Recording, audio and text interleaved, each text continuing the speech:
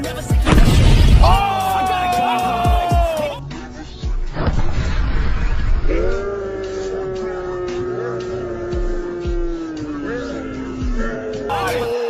devastating!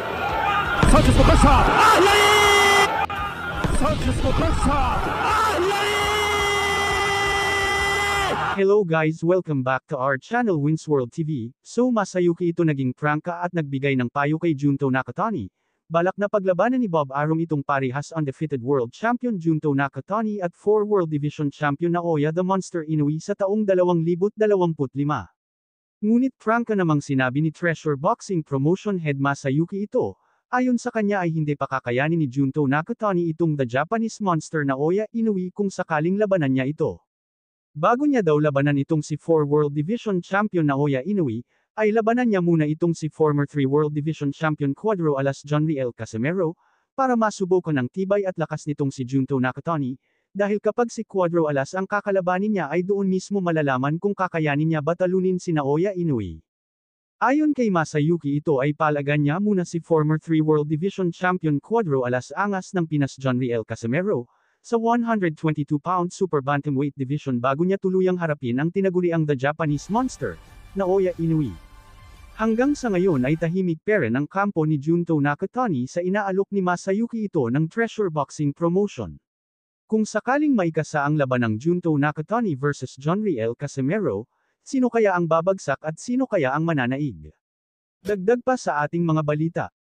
So pagkatapos nga tibagin ni WBC Bantamweight World Champion na si Junto Nakatani. Sa round 1, itong si Vincent De Acero Astrolabio, ay tila naging daan ito para itong si Junto Nakatani ang nakahanay na naman na gusto makalaban ni former 3 World Division Champion, Cuadro Alas angas ng Pinas Jonriel Casimero, dahil alam naman ng karamihan na ang laban ni Naoya Inoue vs Jonriel Casimero ay medyo malabo na mangyari, dahil talagang hindi pinapansin ni Naoya Inoue itong si Cuadro Alas angas ng Pinas Jonriel Casimero kahit ano pa ang gawin niyang pagpapapansin dito. Ngunit ang laban ng Jonriel Casimero vs Junto Nakatani, ay sobrang laki ng pag-asa na maikasa ito. Dahil kung itong si Jonriel Casimero, ay magiging champion sa 122-pound Super Bantamweight Division, kung sakaling iwanan na ni Naoya Inoue ang kanyang titulo na hawak sa Super Bantamweight Division, ay pwede nang upuan ni Jonriel Casimero ang division sa oras na umakyat na ng timbang itong si Naoya Inoue. Sa bagong henerasyon kasi ngayon guys ay ang mga bagong titulo ang pinagbabasihan sa laban, in short hindi kalalabanan ng mga Hapon, kung hindi ikaw ang mandatory challenger. Uhaw na uhaw kasi ang mga Hapon pagdating sa titulo. Kaya kung si Jonriel Casimero ang maging champion sa naturang division ay tiyak may pag-asa itong si Jonriel Casimero makalaban si Junto Nakatani. Kakayanin kaya ni former 3 World Division Champion Cuadro Alas angas ng Pinas itong si Junto Nakatani. Halina't panoorin natin sabay-sabay ang mga knockout highlights ni Junto Nakatani, kung gaano nga ba kalakas ito. Head right now. Doubles up the uppercut, and then goes with a knockdown, scored with a right uppercut. Oh! A straight left hand! Oh!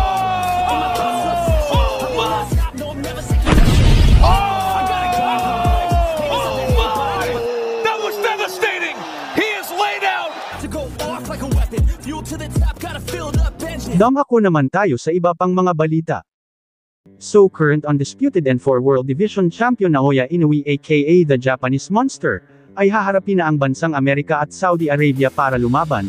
Tila nauntog na nga itong si Naoya Inoue, tungkol sa kanyang kinikita at sa kanyang boxing career, at para na din matuldokan ang mga sinasabi sa kanya na isa itong duwag dahil hindi lumalaban sa labas ng kanyang bansa. Dagdag pa dyan ay mali ang kanyang inaakala na ang kanyang bansa ang magbibigay ng malaking pera na halin tulad sa isang global boxing superstar. Ngunit ang pinakamalaking ibinibigay umano ng bansang Japan sa kanya ay hanggang 6 na milyon dolyar lang. Kaya gusto pa ni Naoya Inoue, na gamitin ang kasikatan niya para makalikom ng malaking halaga sa bawat laban niya. Kaya nakapag-desisyon na si current undisputed and 4 World Division Champion Naoya Inoue, na harapin na ang bansang Amerika at bansang Saudi Arabia. Dahil sa kasikatan ngayon ni Naoya Inoue ay tiyak na maraming promoter ang magbibigay sa kanya ng malaking halaga para lumaban sa labas ng kanyang bansa. Dahil na din sa Japan lang ito lumalaban ay talagang hanggang 6 na milyon dolyar lang ang kanyang kinikita dito. Kaya nung inalok siya ng $20 milyon ng isang Saudi billionaire ay hindi na ito nagdalawang isip pa na ito ay tanggihan, dahil doble ang kikitain niya sa labas ng kanyang bansa kapag siya ay lumaban, kumpara sa loob lang ng kanyang bansa. Ayon naman kay Bob Arum na pagkatapos ng laban niya kontra Goodman ay kailangan na ni Naoya Inoue na lumaban sa labas ng bansang Japan. Kailangan niyang harapin or makalaban ang mga dekalibre na mga boksingero sa labas ng kanyang bansa lalong-lalo na sa bansang Amerika. Dahil itong si Bob Arum ay hindi kalakihan ang kinikita niya kapag sa bansang Japan ginaganap ang laban ni Naoya Inoue. Hindi tulad noon ni Manny Pacquiao na talagang malaki ang kinikita niya dahil na rin sa pay-per-view nito.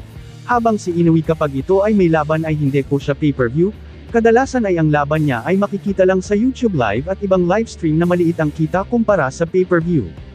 Sa pay-per-view kasi ay doon talaga kumikita ang mga laban dahil buong mundo ang makakasaksi sa laban. Idagdag pa dyan ang mga tiket na nakakalula ang presyo sa loob mismo ng venue, na kadalasan ay puro mayayaman at mga sikat ang nandoon para manood ng live sa laban. Dahil naman sa paglabas ni Chavez Singson na kasama ang former 3 World Division Champion Cuadro Alas John Riel Casimero, ay nabuhay muli ang matagal na inaasam ng karamihan ng laban Naoya Inoue versus John Riel Casimero. Si Chavez Singson kasi ay isa sa pinakamayaman na personalidad ng bansang Pilipinas, ay kaya niya maglabas ng $60 milyon para matuloy ang inaasam ng karamihan na laban sa pagitan ni current undisputed and 4 World Division Champion Naoya Inoue aka the Japanese Monster versus former 3 World Division Champion Cuadro Alas Angas ng Pinas John Riel Casimero. Matutuloy kaya ang labanan na ito sa likod ng sikat at mayaman na personalidad na si Chavez Singson? Just comment down below. Thank you for watching. Salamat sa inyong panunood. This is Winsworld TV saying peace, love and good vibes lang tayo lagi, okay? Alright.